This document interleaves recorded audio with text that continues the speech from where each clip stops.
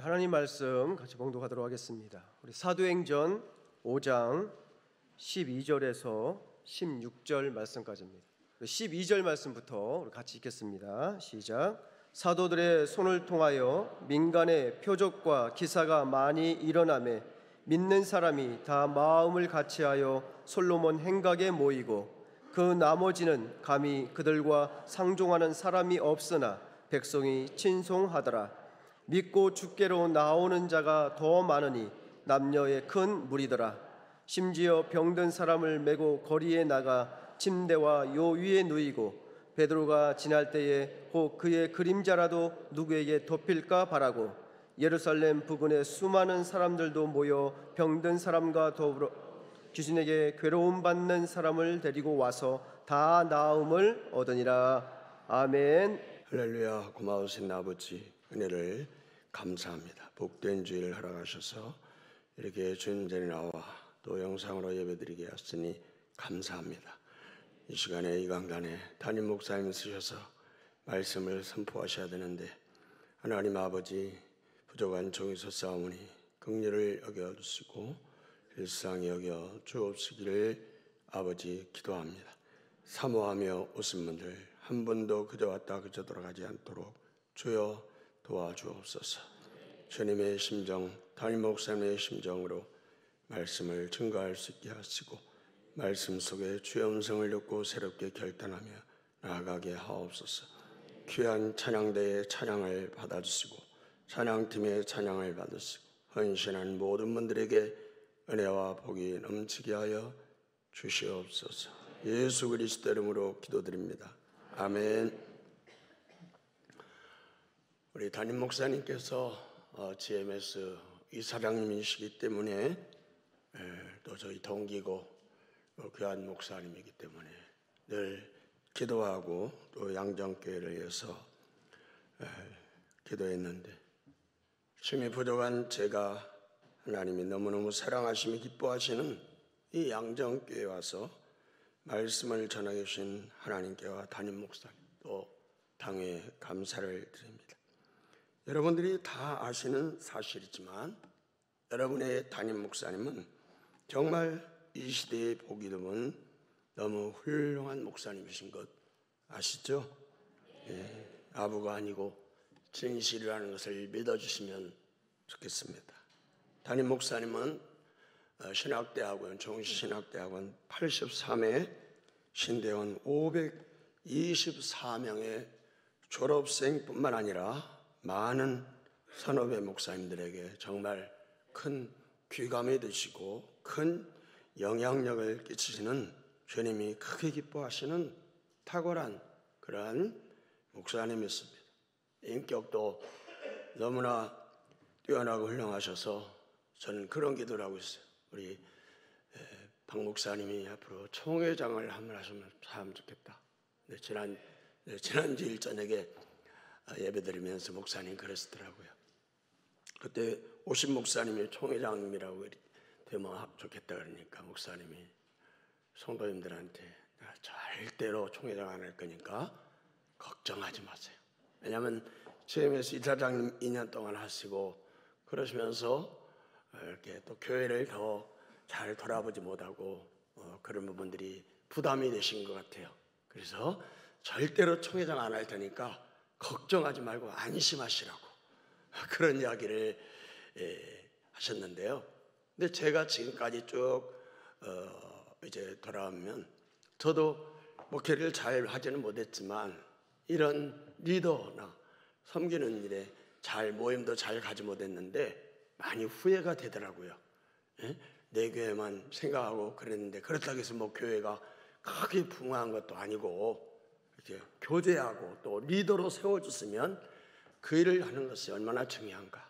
그래서 나는 우리 박 목사님이 우리 교단을 이끌 수 있는 사실 GMS 이사장님은 너무나 중요한데 또 총회장님으로서 하시면서 우리 교단을 더욱더 새롭게 하고 한국교회와 세계교회를 위하여 정말 마음껏 역량을 발휘하면서 하시면 좋겠다. 그게 저의 진심이고 또 제가 부족하지만 저도 그런 기도를 하고 있습니다. 여러분들이 이런 훌륭한 목사님을 담임 목사님으로 모시고 이렇게 좋은 교회에서 신앙생활 하신다는 거 큰 축복이고 주님의 크신 은혜와 선물이라는 것을 잘 알고 계시죠? 저는 주님의 은혜로 경기도 안산에서 개척하여 32년 동안 목회하고 주님의 은혜로 조금 조기 은퇴한 목사입니다. 은퇴를 하고 보니 후회되고 아쉬운 부분들이 많이 있습니다. 특별한 부분에 선교한다고 우리는 구역을 목장이라고 이름을 붙이는데 그 목장 이름을 선교지로 하면서 기도하며 나름대로 최선을 다해 섬겼지만 이 양정교회 지난 주일날 제가 일부 예배를 드렸는데요. 와서 보니까 주보라든가 모든 걸 보니까 정말 너무너무 부끄럽고 그러더라고요. 그러나 은퇴했는데 후회한들 무슨 소용이 있겠습니까? 그러나 선교 영혼 구원에 너무너무 힘쓰는 교회에서 예배 드리는 것만 해도 감동이 되고 은혜가 되었는데 또 박 목사님 저보고 설교까지 하라느니 제가 지난주 설교를 듣는데 얼마나 많이 은혜를 받았는지 정말 설교도 그렇게 은혜스럽게 잘하시고 또 목사님은 설교만 잘하시는 게 아니라 삶으로 설교하시는 목사님이시잖아요. 그래서 너무 부담이 돼서 다른 분 시키시지. 그렇다고 해서 담임 목사님이 저하고 절친도 아니에요. 지난주일 사실은 이제 저희가 전주에서 초등학교 1년 반 다니고 고등학교 다니다가 제대로 졸업을 못하고 다가 제 중학교 절친, 시골의 절친이 이제 공부도 잘하고 옛날에 그 시골에서 논 100마디 하고 아버지가 한전에 다니시면서 부잣집 그런 친구였어요. 근데 이 친구가 이제 안산에 2번이나 왔기 때문에 저도 한번 와야 된다. 그래서 은퇴하고 이제 시간밖에 없으니까 와서 이런저런 이야기했는데 그 친구가 옛날에는 아들이 없으면 이제 2번째 아내를 얻잖아요. 근데 이 어머니가 2번째 이제 어머니예요. 그런데 그것 때문에 고민을 많이 하고 우울증이 심해서 저희가 농약을 한번 먹고 수면제를 먹고 2번 죽으려고 그랬는데 못 죽었다. 그런 이야기를 하는데 얼마나 마음이 아픈지. 그래서 이 친구하고 살면서 이야기하려고 이제 모텔을 가게 되는데 갑자기 우리 박 목사님이 생각나는 거예요. 선교 많이 하시니까 혹시 게스트룸이 있지 않겠나. 그래서 전화를 했더니 있다고 그래서 이제 저 게스트룸에 자면서 또 이 교회 안 올 수 없잖아요. 그래서 그날 주일 새벽하고 일부 예배 드렸더니 저보고 축도 일부 예배 하라고 그러고 제가 이제 그 친구네 교회로 가는데 전화가 왔어요. 이 목사님 다음 주일날 내가 요래부 가는데 설교 좀 할 수 있냐고. 그래서 대답은 했는데 진짜 부담이 얼마나 되는지 몰랐어요. 그 친구하고 이렇게 예배 드리면 그래서 제가 조금 느낀 거 정확한 건지 모르겠지만 그래도 그 친구를 사랑하는 조그마한 마음을 가지니까 박 목사님하고 절친도 아닌데 이런 교회에서 설교를 할 수 있는 그런 축복을 주시는구나. 저 나름대로 깨달으면서 제 카톡에 보면 한 1000명가량의 영단이 있는데 한 500명 이상의 카톡을 전부 보냈어요. 내가 박재신 목사님 교회 가서 설교를 하는데 이거 주일 저녁이나 다른 시간은 또 다른데 주일 낮에 너무 부담이 되니까 기도 좀 해달라고 그랬더니 많은 목사님들과 많은 성도님들이 힘내라고 그냥 평소에 하던 대로 하라고 그런 카톡을 보내면서 야 이렇게 많이 위로해 주는구나. 그래서 저를 위해서 얼마나 많은 분들이 기도를 하고 있는지 몰라요. 혹시 제 이야기를 하는 것이 자랑이 되지 않기를 제가 원하고 하는데요. 그래서 너무 감사하고요. 사랑하는 여러분, 지난 주일날 우리 담임 목사님께서 부활 후 40일간 예수님의 사역 첫 번째 말씀을 주셨죠. 저는 그런 마음으로 왔지만 막 다운이 되고 너무 힘들게 왔어요. 지난 주일날 토요일에 제가 왔는데요. 너무 힘들게 와서 그 새벽 예배 우리 박헌식 목사님이 설교하는데도 새벽에도 은혜를 받았고, 또 일부에 박지신 목사님 설교를 들으면서 많은 은혜와 도전을 받고 부활신앙으로 벌떡 일어나서 한 주간 주님 은혜와 부활신앙으로 그 전주와는 완전히 다르게 살다가 이렇게 왔습니다. 사랑하는 여러분, 여러분들은 부활신앙에 대해서 설교를 들으시고 한 주간은 어떻게 사시다가 오늘 이렇게 오셨나요? 오늘 주님 전에 오신 모든 분들과 영상으로 예배드리는 모든 분들에게 부활의 주님의 크신 사랑과 은혜와 능력이 넘치시기를 축복합니다. 사랑하는 여러분, 무슨 일을 시작할 때 무슨 생각을 하느냐, 이 일의 시작점에 세운 목표가 무엇이냐가 중요합니다. 영국의 존 베일리라는 신학자가 있는데 그가 처음같이라는 시를 썼는데 이렇게 말합니다. 내 영혼에 영원하신 아버지시여, 오늘 저의 첫 생각이 당신 생각이 되게 하시고 저의 첫 바람이 당신을 찬양하는 것이 되게 하시며 제 입에서 나오는 첫 마디 말이 당신의 이름이 되게 하시고 저의 첫 행동이 당신 앞에 기도하고자 무릎을 꿇는 것이 되게 하소서. 2023년을 시작하면서 저와 여러분의 첫 생각, 첫 바람, 첫 마디의 말, 첫 행동이 무엇이었나요? 아니, 오늘 첫 생각, 오늘 첫 바람, 첫 마디 말, 첫 행동이 무엇이었나요? 돌아가시면서 새롭게 나아가기를 소원합니다. 한의학에서는 얼굴이 우리 몸 안에 있는 여러 장기들의 상태를 나타내는 표현기관이라고 말을 합니다. 우리 몸 안에 탁한 기운이 차거나 좋지 않은 이물질이 발생하면 얼굴을 통해서 뿜어 나온다는 거예요. 그래서 여드름이나 알러지나 뽀록지 등이 생기고 얼굴색이 탁해지기도 하고 붉어지기도 하는 등 얼굴에 여러 가지 변화가 나타난다고 합니다. 이렇게 몸의 상태가 얼굴을 통해서 나타난다는 거예요. 주님의 은혜도 마찬가지입니다. 은혜도 우리가 충만하면 얼굴이 달라지고 삶이 달라지는 거예요. 그러나 은혜가 떨어지면 얼굴이 완전히 그렇고 삶도 그렇다는 거예요. 은혜가 충만할 때와 은혜가 떨어질 때는 분명히 저를 보니까 다르고 또 성도님들을 보니까 다르더라고요. 충만할 때와 떨어질 때라는 글이 조금 길지만 보겠는데요, 잘 들어보시고 여러분들은 어디에 속한지 생각해 보시면 좋겠습니다. 은혜가 충만하면 예수님이 크게 보이고 은혜가 떨어지면 내가 크게 보인다. 은혜가 충만하면 천국을 사모하나 은혜가 떨어지면 세상이 그리워진다. 제가 은혜가 충만하면 은혜가 떨어지면 하면 여러분은 그 다음을 같이 해주시면 좋겠습니다. 은혜가 충만하면 은혜가 떨어지면 은혜가 충만하면 은혜가 떨어지면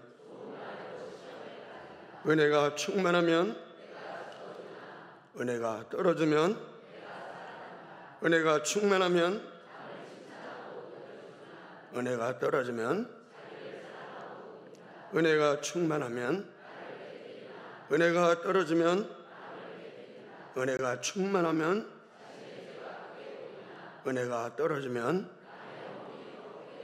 은혜가 충만하면 은혜가 떨어지면 은혜가 충만하면 은혜가 떨어지면 은혜가 충만하면 은혜가 떨어지면 은혜가 충만하면 은혜가 떨어지면,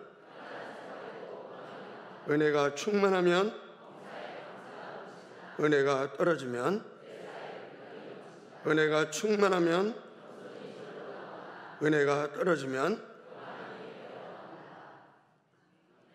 긴 글을 잘 이렇게 해주셔서 고맙습니다. 사랑하는 여러분, 오늘 저와 여러분은 어디에 속할까요? 은혜가 충만하신가요? 은혜가 떨어졌나요? 같이 따라서 하겠습니다. 주님, 은혜를 주옵소서. 주님, 은혜가 충만케 하옵소서. 아멘. 사랑하는 여러분, 올해부터 주님 부르시는 그날까지 은혜가 충만한 저와 여러분이 되시기를 주님의 이름으로 축복합니다. 우리가 은혜라는 말을 많이 듣고 많이 말하면서 찬송도 하면서 은혜가 뭐냐고 정의하라고 하면 선뜻 설명하기가 쉽지 않습니다. 잘 아시는 대로 은혜란 원어로 카리스죠. 기쁨을 주는 좋은 선물이라는 뜻이에요. 그러니까 값없이 주어지는 것이 은혜입니다. 좋으신 하나님이 우리에게 주신 모든 것은 값없이 주신 놀라운 은혜입니다. 은혜가 충만한 교회하면 우리는 초대교회를 떠오르게 됩니다. 그 다음 은혜가 충만한 교회가 되기를 교회하면 떠오르는 교회가 어느 교회가 되면 좋겠습니까? 아멘. 물론 성경에 나타난 초대교회는 완전한 교회가 아니죠. 예루살렘 교회가 재산과 소유를 팔아서 각 사람의 필요를 나눠줄 만큼 성도들이 구제에 힘쓴 것은 사실입니다. 그러나 나면서부터 한 번도 못 걷게 된 이가 날마다 성전 미문의 앞에 앉아서 구걸하고 있었음에도 베드로와 요한이 그의 다리를 고쳐주기 전까지는 아무도 그를 돌봐주지 않았습니다. 성도들이 자신들의 밭과 집을 팔아서 사도들에게 가지고 왔습니다. 그러나 아나니아와 삽비라 부부는 자신들의 재산을 판 돈 가운데 얼마를 감췄음에도 불구하고 사도들에게 전부 가져왔다고 거짓말하는 바람에 하나님의 징계를 받아 즉시 죽임을 당하기도 했습니다. 성도들이 한마음 함께 되어서 사랑의 공동체를 이룬 것은 사실입니다. 그러나 헬라파 유대인들은 헬라파 과부들이 구제해서 제외되는 것을 보고 히브리파 유대인들을 향해 원망하는 등 교회 안에 분란도 있었습니다. 사도들과 사도들 간에, 사도들과 성도들 간에, 성도들과 성도들 간에 갈등도 있었고 문제도 있었습니다. 그러나 우리는 초대교회로부터 닮고 싶은 부분이 있습니다. 다시 말해서 초대교회로부터 배우고 싶은 것이 있는데 그것이 뭐라고요? 은혜라는 것입니다. 초대교회도 오늘의 교회처럼 여러 가지 문제가 있었지만 그럼에도 불구하고 초대교회는 은혜가 넘치는 교회였다는 사실입니다. 사랑하는 여러분, 하나님의 은혜는 한이 없습니다. 우리가 측량할 수 없습니다. 하나님은 창조주로서 천지 만물을 창조하시고 우리를 하나님 형상대로 만드셨습니다. 그리고 천지 만물에 함께 하시고 다스리시며 보호하시고 인도하신 것입니다. 특별히 우리나라에 봄, 여름, 가을, 겨울 4계절을 주신 것이 얼마나 좋고 은혜인지 몰라요. 그리고 창조주 하나님 아버지는 독생자 예수 그리스도를 이 땅에 보내주셨습니다. 그 주님은 높고 높은 보좌를 버리시고 낮고 천한 이 땅에 오셔서 우리를 죄와 사망에서 건져주시기 위하여 십자가에서 못 박혀 물과 피를 다 흘려 죽으시고 우리의 구세주와 주인 주님이 되셨습니다. 그 주님은 3일 만에 부활하시고 40일 만에 승천하셔서 곧 다시 오셔서 우리가 심은 대로 갚아주십니다.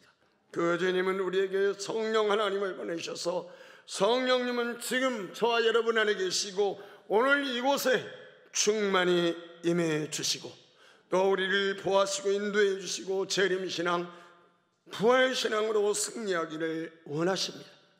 이 신앙을 우리에게 주셨다는 것은 참으로 말로 표현할 수 없는 놀라운 주님의 은혜이죠.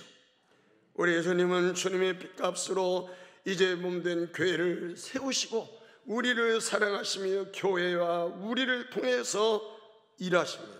오늘날 이 양정교회와 여러분들 통해 하나님께서 얼마나 놀라운 일을 하셨습니까? 앞으로도 주님도 큰 기대를 하실 것이고 부족하지만 저도 양정교회를 향하여 기대하고 있습니다. 사랑하는 여러분, 우리가 먼저 주님을 뜨겁게 사랑하고 곁에 있는 지체들을 내 몸처럼 사랑하며 협력해서 교회를 섬기게 하십니다. 그러나 하나님의 은혜로 충만해야 몸된 교회와 주님을 잘 섬길 수 있습니다. 오늘 나오신 분 가운데, 예배드린 가운데 은혜가 혹시 떨어진 분이 있으시다면 오늘 회복되시기를 소원하고, 충만하신 분들은 더 충만하시기를 간절히 소원합니다. 그래서 더 주님을 사랑하고 교회를 사랑하고 영혼을 사랑할 수 있기를 소원합니다. 그렇다면 은혜로 충만할 수 있는 비결이 무엇일까요? 오늘 본문을 중심으로 은혜가 충만한 삶의 특징을 살펴보면서 우리 모두가 은혜 충만한 성도, 또 양정교회가 더 은혜가 충만한 교회가 되어서 하나님께 칭찬과 복을 받고 영광 돌리며 살아가기를 원합니다. 첫째로 은혜가 충만한 교회가 되기를 원하면 모이기에 힘써야 됩니다. 12절에 사도들이 손을 통하여 인간의 표적과 기사가 많이 일어나며 믿는 사람이 다 마음을 같이하여 솔로몬 행각에 모이고 그랬습니다. 여기 솔로몬 행각이란 성전 바깥을 동편 끝에 있는 기다란 집채로서 초대교회 성도들이 모여서 집회를 하던 장소입니다. 성령 하나님으로 충만한 사도들이 기적을 일으키자 많은 사도들이 사역하고 있는 이 솔로몬 행각으로 모인 거예요. 특별히 믿는 자들이 같은 마음을 품고 은혜가 충만한 자리에 모인 장소입니다. 잘 아시는 사도행전 2장 46절을 보면 날마다 마음을 같이하여 성전에 모이기를 힘쓰고 집에서 떡을 떼며 기쁨과 순전한 마음으로 음식을 먹었다고 말하고 있어요. 은혜로 충만한 초대교회 성도들은 날마다 성전에 모이기에 힘썼다는 것을 알 수 있습니다. 이렇게 성령님의 역사를 체험하고 은혜를 경험한 성도들은 모이는데 소홀히 하지 않습니다. 제가 목사지만 은혜가 떨어지니까 모이는데 게으르더라고요. 또 모여도 예배드려도 늦게 오고 뒷자리 앉고, 또 기도도 그렇고. 근데 은혜가 회복되니까 예배도 일찍 와서 앞자리에 앉고, 또 기도도 또 열심히 하고, 또 그 모임에 열심을 내더라고요. 여러 가지 핑계로 모이기에 힘쓰지 않는 것은 은혜가 떨어졌기 때문이에요.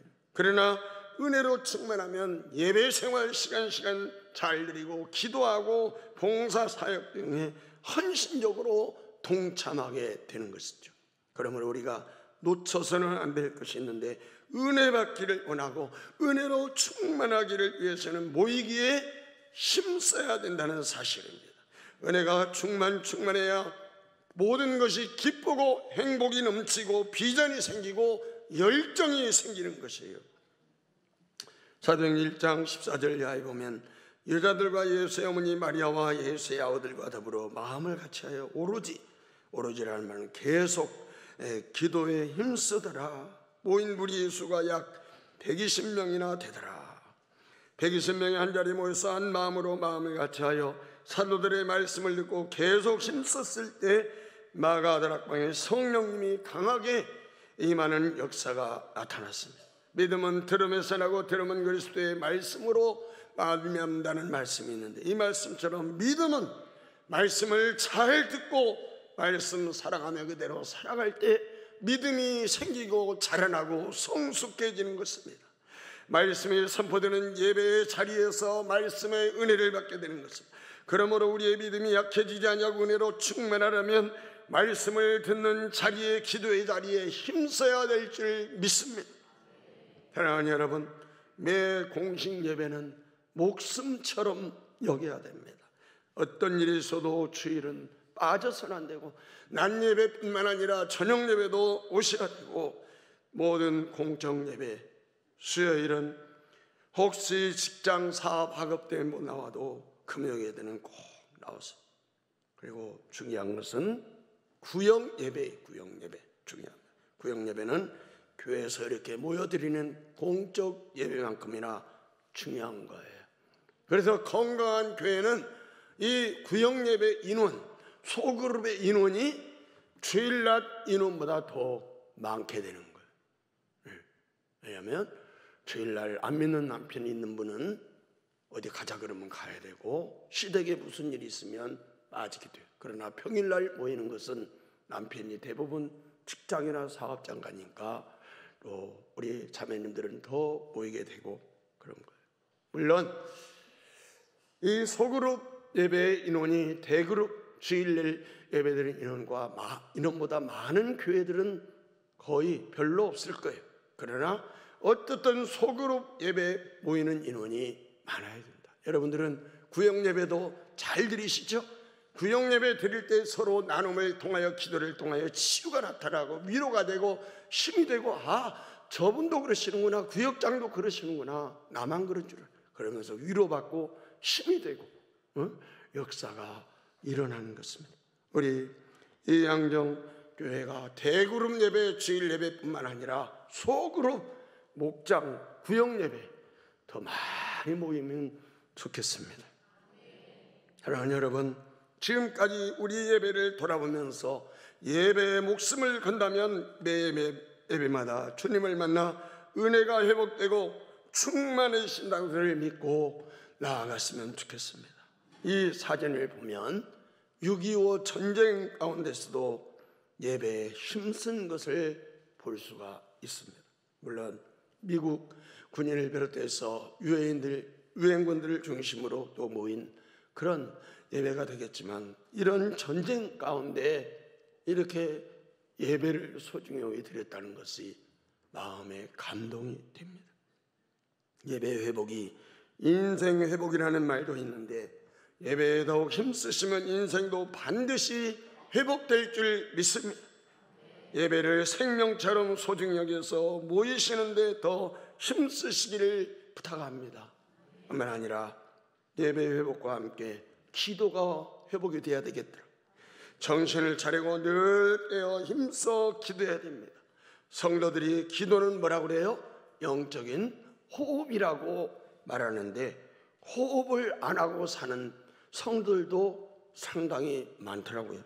그래서 저는 성도들이 깨어서 기도하지 않으면 안 되게, 때로는 문자로, 카톡으로 막 전화도 하는 거예요. 새벽에 막 예배 시작 전에 장로님이 안 나왔으면, 장로님 교회는 큰 기도 제목이 있는데 안 나왔으면 어떡해, 빨리 나오세요. 그렇게 무례한 짓을 많이 했어요. 저 교회는 이 교회는 더 많은 기도회가 모임이 있지만, 저희 교회는 밤 기도도 있는데 일주일에 새벽이나 밤 기도 2-3번 나와서 기도하면 기도가 죽지 않는 것을 보았습니다. 기도가 죽으면 만사가 괜찮습니다.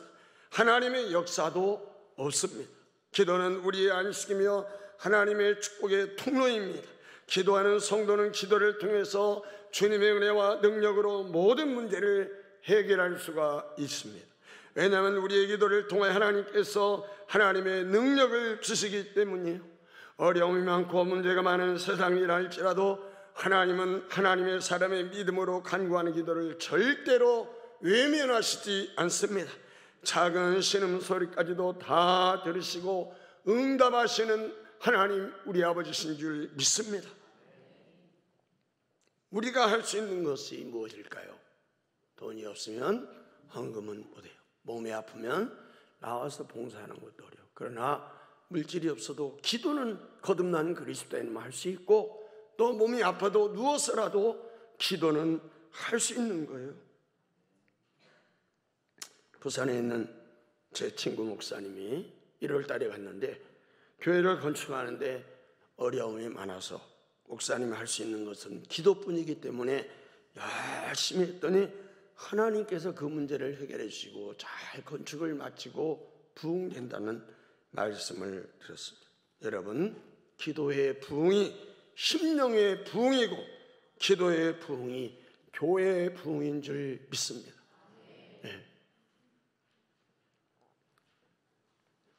할 수 있으면 새벽을 깨워서 새벽에도 오시는 하나님, 그래서 성경에 많은 기적들이 새벽에 일어났는데 제가 지난주일 새벽하고 오늘 새벽에 나와서 이렇게 예배를 드렸는데요, 보통 주일날 새벽 예배 안 하는 교회들, 월요일 안 하는 교회들이 상당히 많아요. 그런데 이 양정교회는 주일날도 새벽에 5시 하는데 제가 와보니까 그 새벽에도 많은 분들이 나오셔서 기도하시는 걸 보면서 양정교회는 정말 많은 분들이 기도에 힘쓰는 교회구나. 주일날은 그렇지만 다른 날은 더 많이 틀림없이 나오실 거라고요. 직장생활, 학교생활 사오면서 매일 새벽기도 나오는 것은 쉽지 않습니다. 그러나 마음 먹으면 일주일에 2-3번은 나올 수 있어요? 나올 수 있어요? 나올 수 있습니다. 우리가 모이기를 힘써 예배와 기도가 회복되고 충만하면 반드시 은혜로 충만해집니다.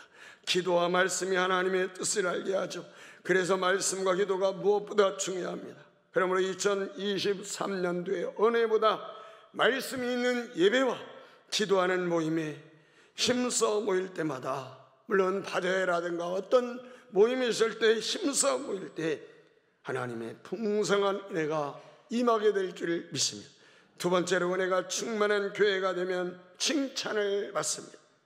로마서 24장 18절에 이르소 그리스도를 섬기는 자는 하나님을 기쁘시게 하며 사람에게도 칭찬을 받느니라.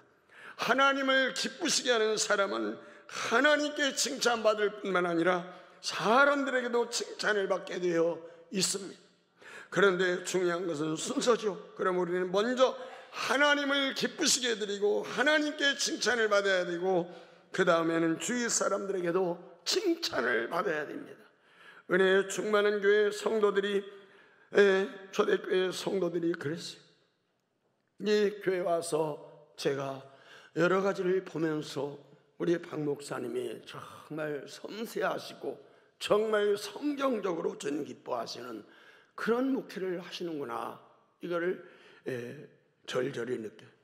양정인의 정체성, 3대 정신, 성품, 목표, 가치, 비전, 이런 것들을 보면서 정말 감동이 되더라고요.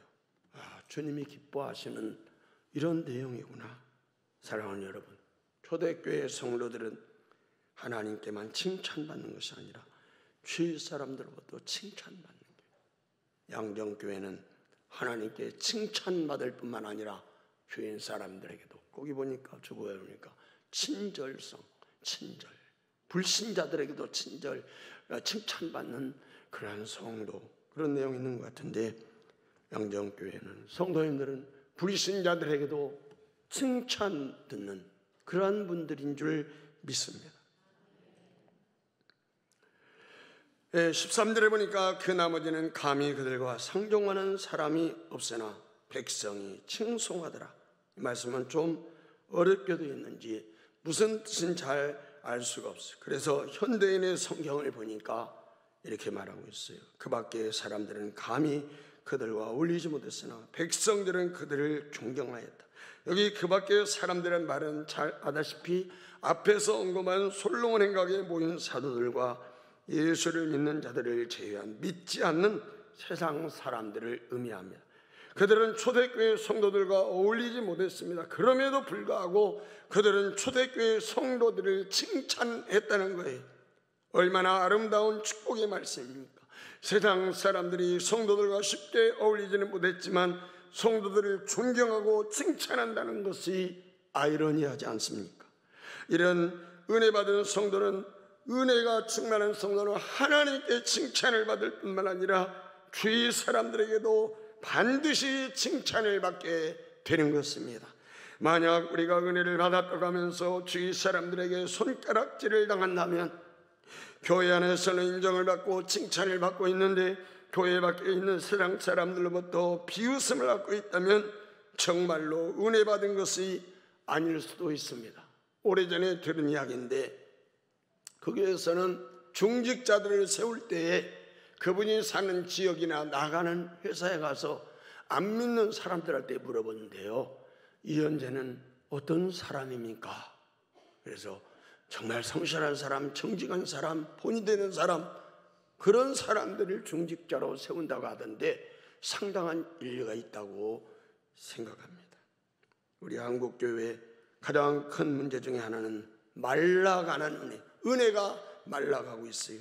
많은 교회들이 은혜가 점점 말라가고 있어요. 코로나 이후에 더 그래요. 그래서 주님 전에 나와서 예배를 드려야 되는데 영상으로 제가 본 교회는 제가 안 가고 이제 후배 교회 가는데 안 갈 때 영상으로 예배를 금요기도회나 수요일날 또 이렇게 안 갈 때 드리는데 보니까 영상으로 예배 드리니까 너무 편한데, 근데 영상으로 예배 드리면서 목사인데 뭐 영상으로 예배 드리는 분들이 안 그러겠지만 목사인데도 집중이 잘 안 되더라고요. 그러면 딴짓을 하려고 하는 걸 보면서 아, 영상 예배가 정말 아니구나.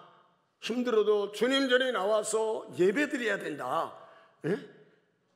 아마 그런 분들도 여기 계신지 모르겠어요. 예배 드리는 분들. 내가 은혜가 충만할 때는 열심히 코로나가 막 창궐에도 나와서 예배를 드렸는데 이제 코로나가 이제 사라졌는데도 집에서 영상으로 예배 드리는 분들 가운데 은혜가 분명히 떨어진 분이 계실 거예요.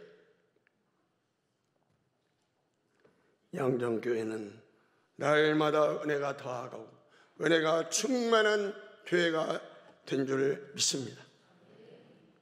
한국교회의 성도들이 은혜가 메말라 기도하는 일, 예배하는 일, 하나님 기뻐하는 일, 이제 경제적으로 잘 사니까 그런 것들을 하지 않는 걸 보면서 이전에 신학교 다닐 때 서울의 삼각산, 청계산, 도봉산 이런 데 가서 하고 철야기도 하고 그렇게 했는데 지금은 그런 것들이 사라지는 걸 보면 제 마음이 이렇게 아픈데 주님은 얼마나 더 마음이 아프실 거예요.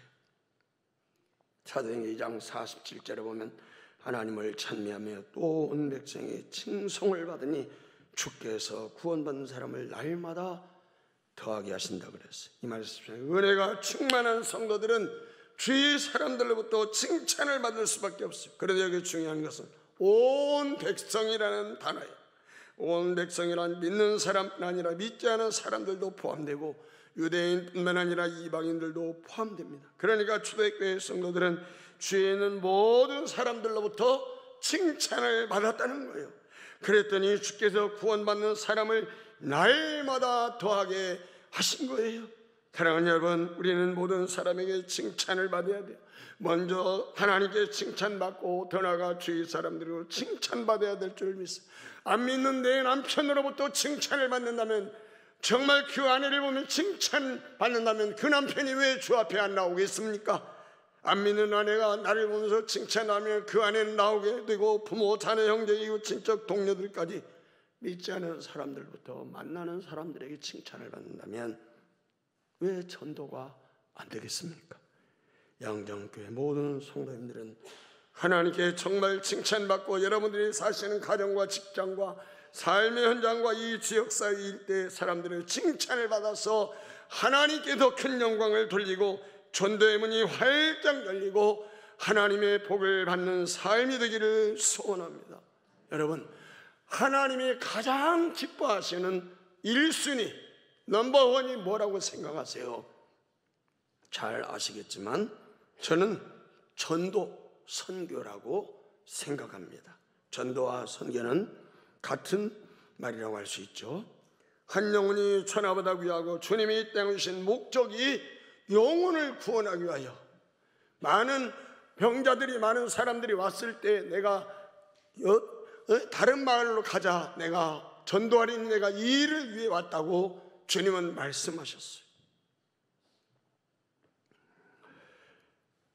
그래서 저는 목회하면서 제가 나름대로 열심히 전도를 했어요. 그리고 부목사님들도 장로님들에게 이 명함 전도지를 만들어주면서 부목사님들은 제가 코칭하고 장로님들은 당회할 때 얼마나 하셨냐고 확인하기도 했어요. 저의 삶에 중요한 모태가 되는 말씀 여러분도 잘 아셨네요. 사도행전 20장 24절 큰 소리로 우리 같이 읽습니다. 내가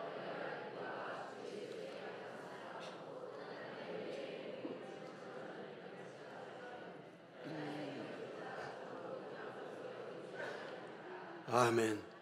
저는 이 말씀을 외우면서 사도 바울이 예수님에게 받은 사명 복음을 증거하는 일에 자기 생명보다 귀한 것으로 여겼다고 복음을 전했다고 그러는데 저도 이렇게 살기를 소원하고 또 기도하고 있습니다.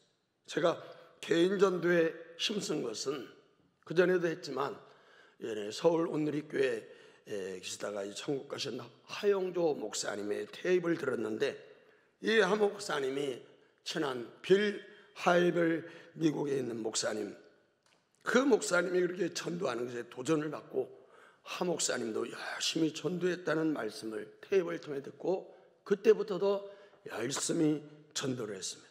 큰 효과는 없을 수 있겠지만 가는 곳마다 만나는 사람마다 이 명함 전도지를 줍니다.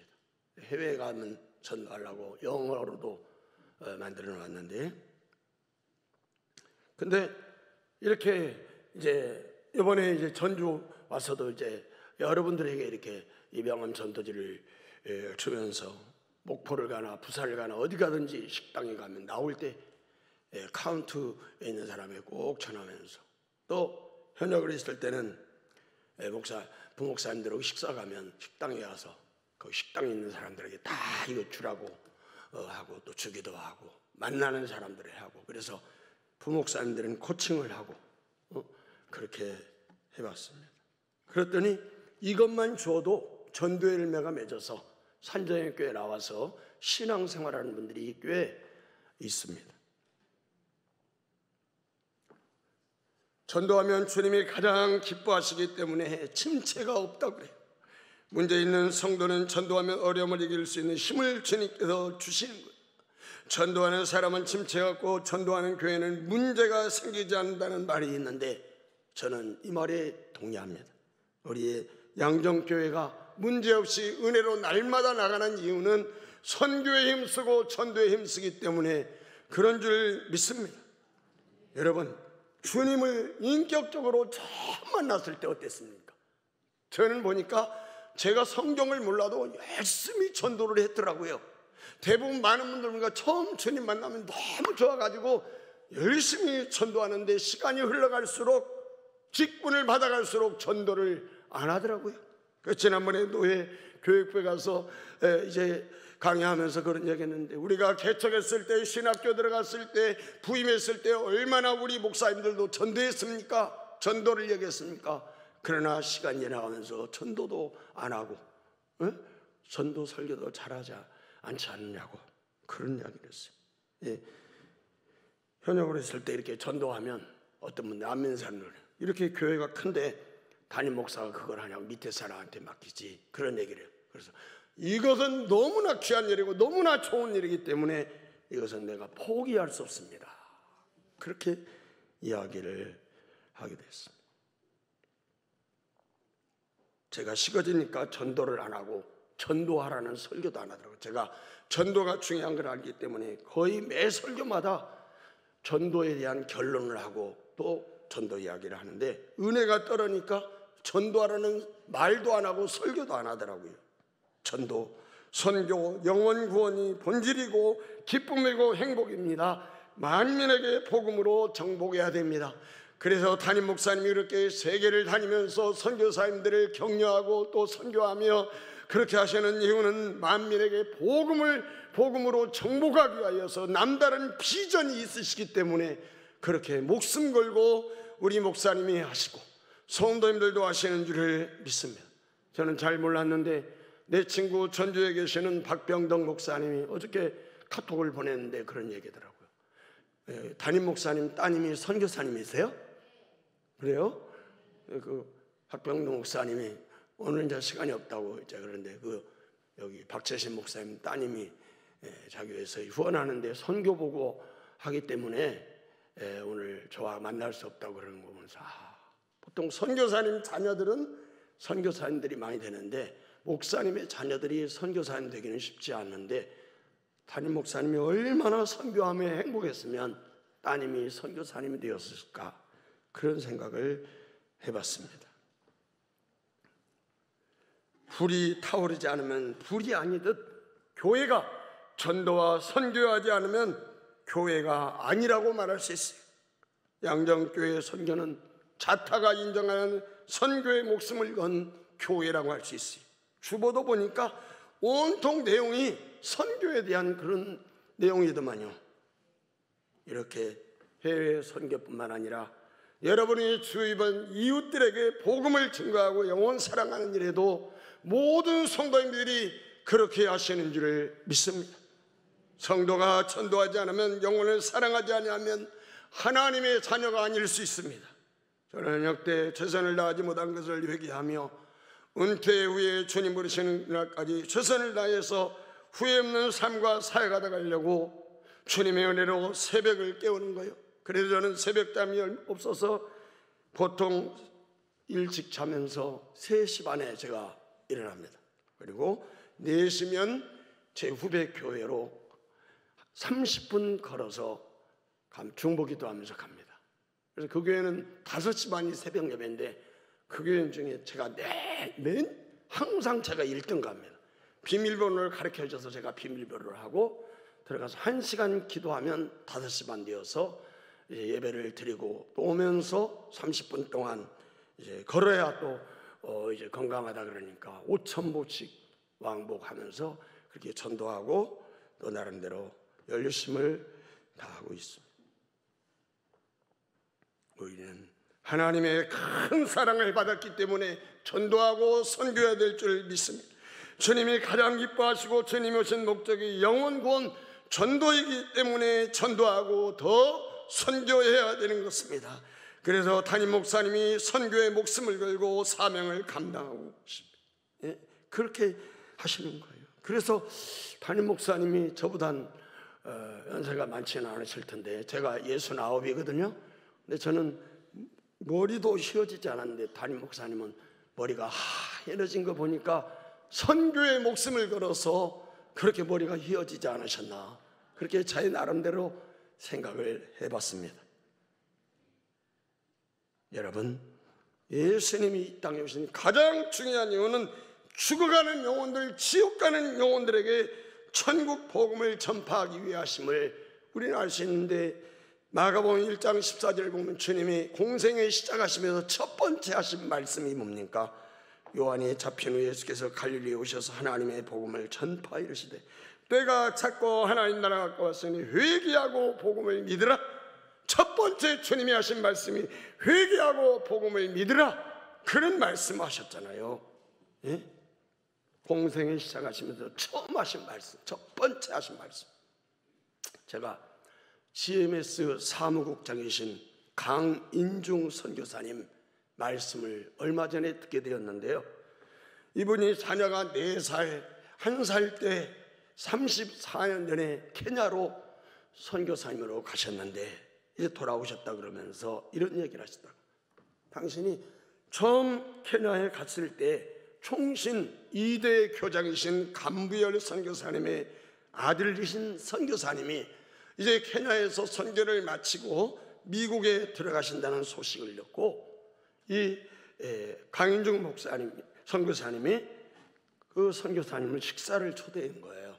그런데 그 감부엘 선교사님 아들 선교사님 식사는 안 하고 계시다가 갑자기 눈물을 주르르 흐르시더니 자기 아버지 선교사님이 한국에 와서 복음의 씨앗을 뿌렸는데 그 씨앗으로 인하여 당신이 이 케냐에 선교사로 왔군요.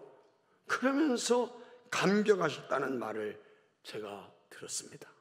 사랑하는 여러분, 복음의 씨앗을 뿌리면 반드시 100년 후에라도 열매를 맺게 되는 것입니다. 그러므로 때를 얻든지 항상 복음을 증거해야 되고 반드시 열매를 맺는다는 것을 지어가면서 혹시 낙심한 분들이 있다면 다시 일어나서 주님 부르시는 그날까지 낙심하지 말고 항상 복음을 전하는 일에 최선을 다했으면 좋겠습니다. 주님께서 우리 때에 안 되면 그 다음 때에 반드시 열매를 맺게 하십니다. 지금도 잘하셔서 영혼 구원한 일이 미쳤다면 올해 더 기도하고 사랑으로 잘 섬겨 어느 해보다 더 많은 영혼들을 여러분들이 구원하는 일에 쓰임받으시기를 바랍니다. 여러분들이 정말 주님을 영접했는데 그리스도인이 되었는데 한 명도 전도하지 못하고 주님께 드리지 못했다면 회개하시고 정말 기도하며 하나님 앞에 최선을 다하여 올해는 꼭 전도하는 열매가 있기를 바랍니다. 더 전도와 선교를 위해서 기도하시며 헌신하며 단기 선교도 계속 다니시고 선교에 더 힘쓰면 좋겠습니다. 제가 좋아하는 다니엘 12장 3절 여러분도 좋아하시죠? 큰 소리로 같이 읽습니다.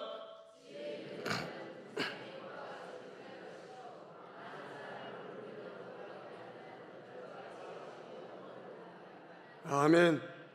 이 땅에서 대령에서 별을 다는 것은 너무너무 힘들어. 하늘에서 하늘의 별 따기라는 그런 말이 있습니다. 저는 이 땅의 별은 불가능합니다. 군대 갈 일도 없고 나이도 그런데 무슨 별을 달겠어요. 그러나 천국에서는 별이 될 수 있다는 이 말씀을 붙잡고 열심히 전도하고 선교하는 거예요. 사랑하는 여러분, 여러분들로 인해서 계속 새 가족이 들어온다는 소식이 있으면 좋겠습니다.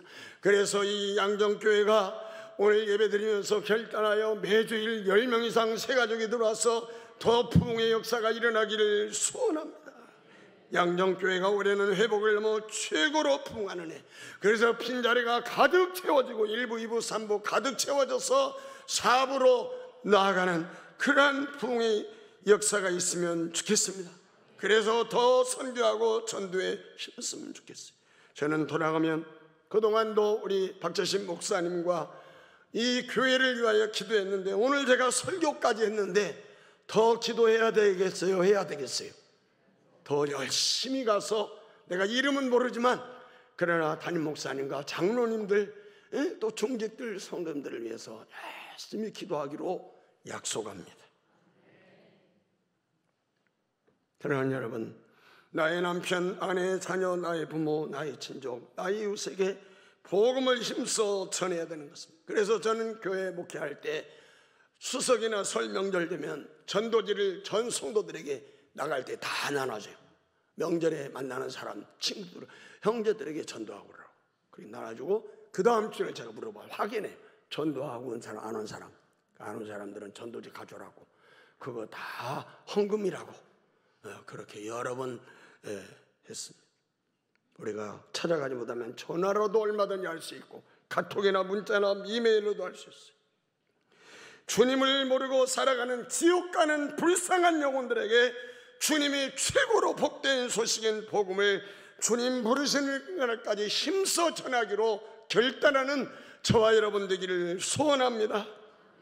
저 죽어가는 자 다 구원하고 죽음과 죄에서 건져내며 죄인을 위하여 늘 애통하며 예수의 공로로 구원하네. 저 죽어가는 자 예수를 믿어 그 은혜 힘입어 다 살겠네. 주 믿지 않는 자 불쌍히 여겨 참 회개할 때를 기다리네. 열심을 다하여 인도해 보세. 예수를 믿으면 다 살겠네. 저 죽어가는 자 예수를 믿어 그 은혜 힘입어 다 살겠네. 저 죽어가는 자 구원해내야 우리의 본분을 다하리라. 예수의 구원을 전파할 때에 그 크신 능력을 다 주시네. 아멘. 저 죽어가는 자 예수를 믿어 그 은혜 힘입어 다 살겠네. 세 번째, 은혜가 충만한 교회가 되면 성령님의 역사가 강하게 일어납니다. 15절 16절 큰 소리로 우리가 찍습니다.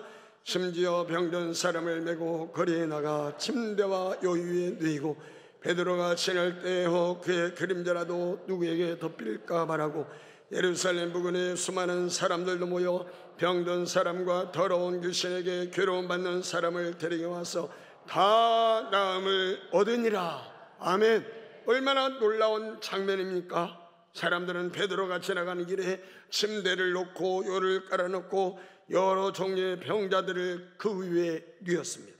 그리고 베드로의 그림자라도 스치기를 간절히 사모했다는 거예요.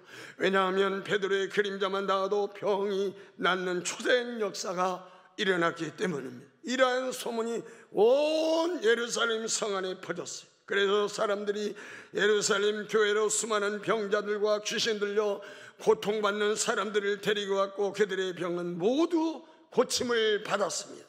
다 나음을 얻었다고 말씀하고 있는 것처럼 질병의 종류와 상관없이 귀신 들린 정도와 상관없이 모든 병자들이 다 회복될 만큼 성령님의 역사가 크게 나타난 거예요.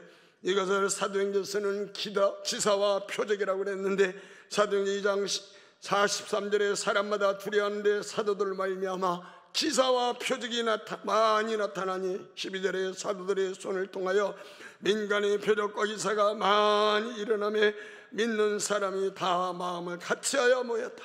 이렇게 초대교회 안에 표적과 기사가 많이 일어났습니다. 그리고 오늘날에도 이런 역사는 계속 일어나는 줄 믿습니다. 그런데 어떤 사람들은 성령님의 역사가 과거 2000년 전에 끝났다고 말합니다. 현대에는 더 이상 표적과 기사가 일어나지 않는다고 주장하는 사람들이 있습니다. 그렇지 않습니다. 이양정교회만 해도 성령님의 역사가 계속 일어나는 줄 믿습니다. 그래서 연약한 분들이 치료받고 귀신이 떠나가고 치료되고 회복되고 충만한 역사가 간증거리가 넘쳐날 줄 믿습니다. 저희 아들 부부가 과테말라에서 사역을 할 때 과테말라를 다녀왔는데요, 들어보셨겠지만 중남미 소국인 과테말라의 조그만 읍소재지인 알몰롱가라는 곳이 있습니다. 과거 그것은 사탄 숭배와 알코올 중독자와 마약과 창녀들이 득실거리던 작은 농촌이었어요. 과테말라에서 가장 가난한 농촌 중 한 마리였어요. 그곳은 물처럼 마약이 흔했고 하루가 멀다 하고 끊임없이 사건 사고가 발생하는 마을이었어요. 그런데 1982년 우직스러울 정도로 하나님을 전적으로 의지하는 한 목사님이 그 마을에 들어갔습니다. 그리고 이 목사님이 항상 붙잡은 말씀이 있는데 역대하 7장 14절 내 이름으로 일컫는 내 백성이 그들의 악한 길에서 떠나 스스로 낮추고 기도하여 내 얼굴을 찾으면 내가 하늘에서 듣고 그들의 죄를 사하고 그들의 땅을 고칠지라. 아멘. 그래서 아까 사진을 보았는데 이제 그 목사님이 선포하고 회개의 복음을 증할 때 수많은 영혼들이 이렇게 나온 거예요. 이 목사님은 그 역대하 7장 14절의 말씀을 의지하고 마을 주민들에게 회개의 복음을 선포하기 시작했어요. 그러자 어려움도 많았지만 말씀을 붙잡고 기도하면서 사역하는 목사님으로 인해서 알물론가의 사람들이 한 사람 한 사람씩 회개하기 시작했어요. 악한 죄악에 걸려서 죄악의 길에서 오랫동안 방황한 그들이 하나님께로 돌아오기 시작한 거예요. 그래서 그것 거두면이 약 13,000여 명의 사람들이 살았다고 하는데 그 중에 92%가 변해서 예수 믿는 성도들이 된 거예요. 할렐루야.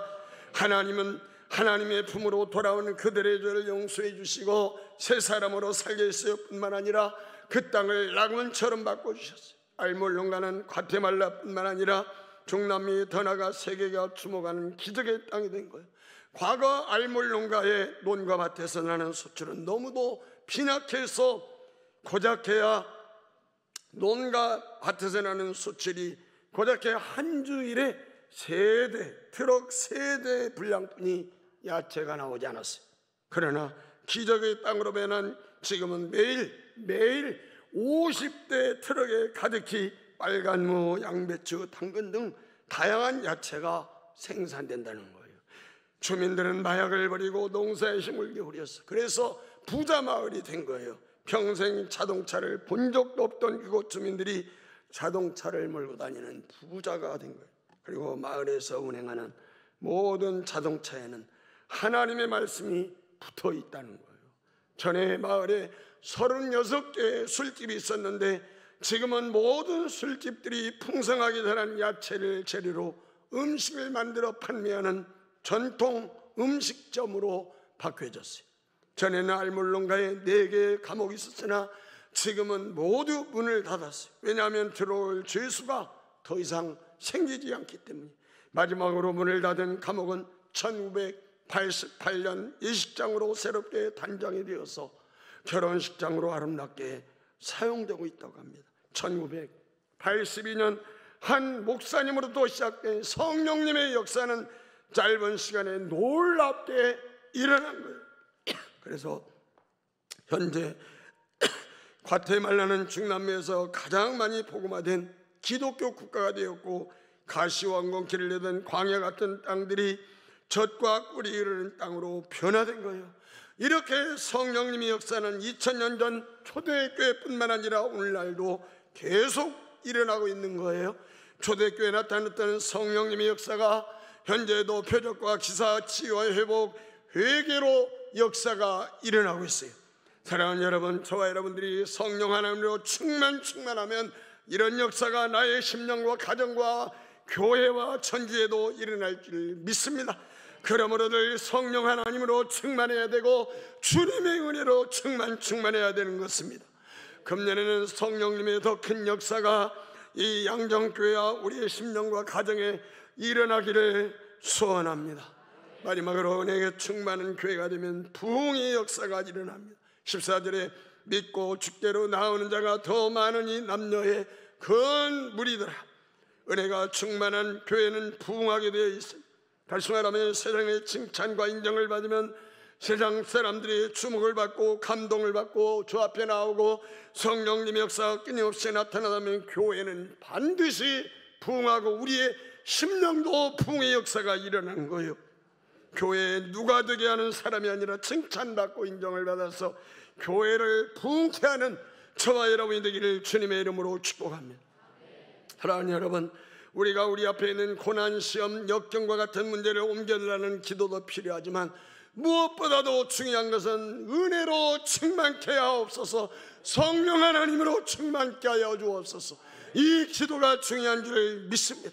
우리에게 가장 필요한 것은 하나님의 은혜로, 성령님의 은혜로, 능력으로 충만한 것인 줄 믿습니다. 은혜가 충만하면 시험을 이기고 고난을 넘는 것은 아무것도 아닙니다. 바라기는 여러분의 삶과 가정과 양정교회가 하나님의 은혜로 더 충만하기를 간절히 소원합니다. 이 양정교회는 초대교회처럼 모이게 힘쓰고 하나님과 사람 앞에 칭찬과 인정을 받고 성령 역사가 매일매일 강하게 나타나서 날마다 부흥하는 역사가, 그래서 더 큰 영광을 하나님께 돌리며 간증거리가 넘쳐나기를 소원합니다. 마지막으로 한 말씀하고 마치려고 하는데요, 한국에서 가장 존경받는 목사님이신 서울 영락교회 심호하셨던 한경직 목사님이 남한 산성에 계실 때에 중진 목사님들이 찾아가서 목사님 귀한 말씀 한 말씀 해주세요 부탁을 하고 기대했더니 한경직 목사님이 이런 말씀하셨대요. 예수님 잘 믿으세요. 아니 목사, 지금까지 목회원 목사님들이에요. 그 무슨 말이야? 목사들도 예수 잘못 믿는 목사도 있고 예수 잘못 믿는 사람들이 교회에도 있다는 거예요. 사랑하는 성도님들, 예수님 잘 믿으세요. 예수님 잘 믿읍시다. 우리 옆 사람한테 한번 이야기해 보시죠. 예수님 잘 믿으세요. 예수님 잘 믿읍시다. 예수님 잘 믿고 잘 살아야 됩니다. 앞서 말씀을 드린 대로 예수님 잘 믿으려면 목숨을 걸고 시간 예배에 최선을 다해야 되고 뿐만 아니라 늘 깨어서 기도하고 주님 이뻐하시는 전도 선교에 힘쓰고 내 안에 계신 성령님이 또 성경을 통하여 말씀하시면 아멘하고 절대 순종하는 것이 저는 예수님 잘 믿는 것이라고 생각합니다. 하나님 말씀대로 예수님 잘 믿으시면 영육이 충만하고 여러분과 여러분의 후손들의 놀라운 역사가 일어납니다. 제가 언제 또 오겠어요? 제가 보면서 느낀 것, 주의를 잘 지키는 사람, 또 온전한 11조 하는 사람이 믿음의 변화가 일어나고 다르더라고요. 근데 주의를 잘 지키지 아니하고 온전한 11조 안 하면 믿음이 자라나지 않냐고 기도의 응답이 없는 것을 봐서 제가 이 부분을 늘 이야기를 합니다.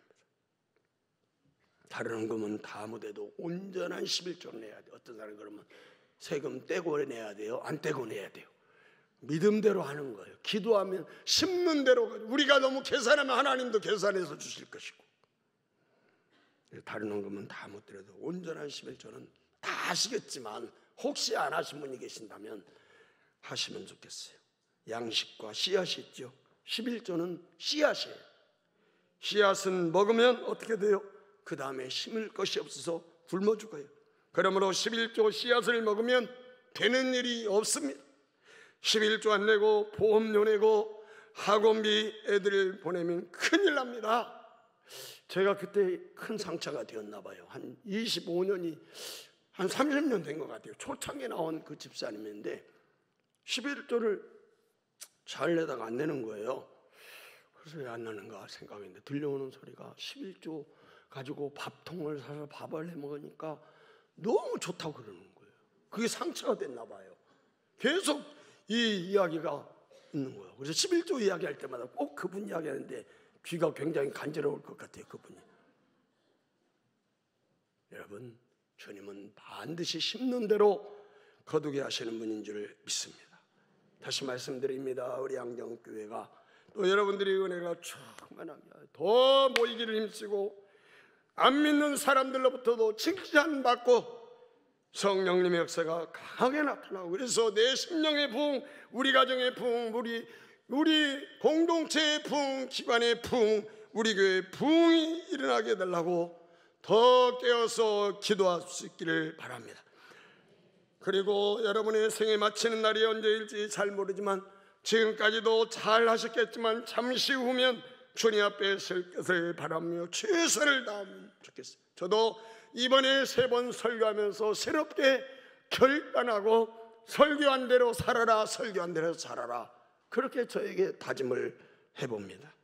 그래서 주님 앞에 섰을 때 잘하였도다, 착하고 충성된 내 종아, 주님께로부터 칭찬 듣고 멸류관 쓰고 상 받는 저와 여러분 되기를 간절히 소원합니다.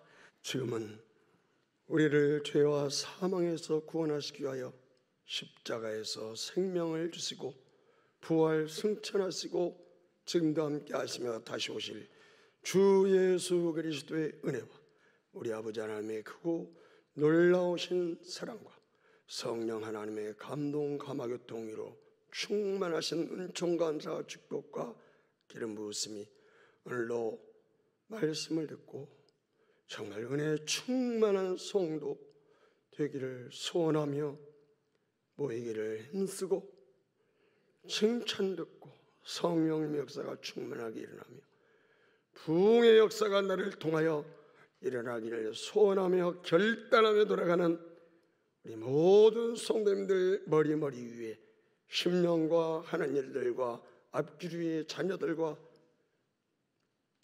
우리 양정의 모든 식구들 위에 또 담임 목사님 사역 위에 가정 위에 수고하는 모든 분들 위에 또 우리 한국교회 위에 선교사님들 위에 저 북녘인 대동포들 위에 지금부터 영원토록 함께 있을지어다. 아멘.